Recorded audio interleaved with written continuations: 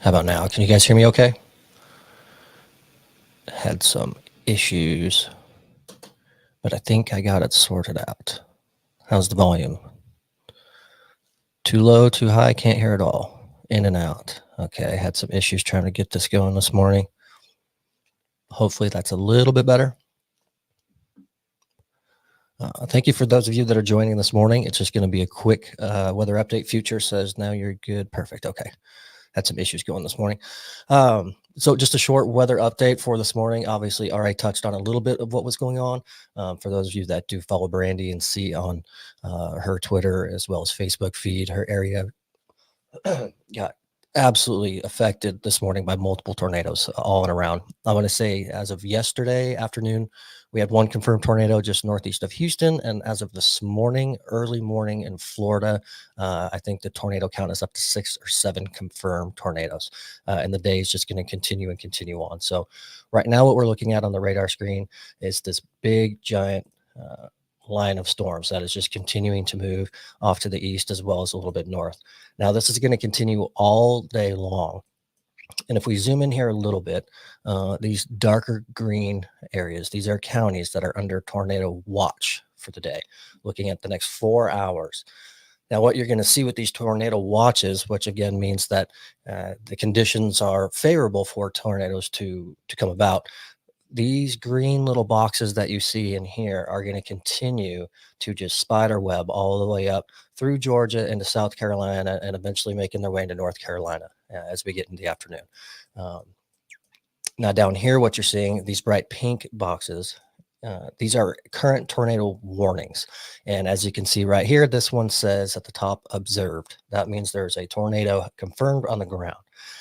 So this is going to be something that happens all day and throughout the afternoon where it is right now currently. And it will slowly continue to track east. And again, we'll continue to move off up into the north as well. So just for perspective, let me switch screens here for you guys to kind of show you what we're looking at.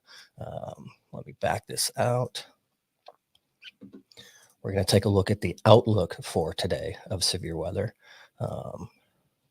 So if I take this out, this shaded area, we're looking at slightly green, blues, yellows, and into brown.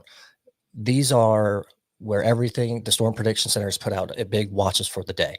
Okay, these are the potential areas to be affected by severe weather. Currently, that affects 36 million people in these different areas. And this doesn't even include any of the winter weather advisories that are out there right now as well.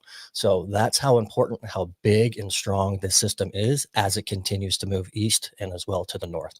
Let me see here. See if I can get a couple of the comments that are in there. Will tornado threat decrease as it moves? Megan, no, it's going to continue the same. We won't see this tornado threat decrease until probably later into the evening as everything finally works its way and gets offshore. Let's see. Same one, Gary. Will this weekend? Nope, it's going to stay fairly strong as it continues to move on to the east. Absolutely. Again, once it starts to move its way offshore, that's when we'll finally see it weaken, but that's not going to be until the later hours later tonight. So this is a really, really big system. Again, this doesn't even incorporate any of the winter weather advisories for those in the northern plains that are just getting pummeled with snow. I know there's a lot of power outages in areas. So a lot of people are under the gun today with severe weather, from winter weather to tornadoes and whatnot. Now, the thing with this storm as well, the Storm Prediction Center has put out the outlook. Tornadoes, of course, are a huge threat today, and the probability is very high. On top of that, the damaging wind threat of straight line winds, even without the presence of tornadoes, is extremely high today as well. So a lot of people might not even encounter tornadoes throughout the day, but the straight line winds can be just as damaging for so many others in these areas. And again, this is ranging all the way from Florida up into northern North Carolina. So many, many people are under the gun for severe weather today. I unfortunately, I do have a day job and I have to get back to that. For those of you that are very curious and want live updates all throughout the day as the storm system moves in, I highly recommend checking out Ryan Hall, y'all.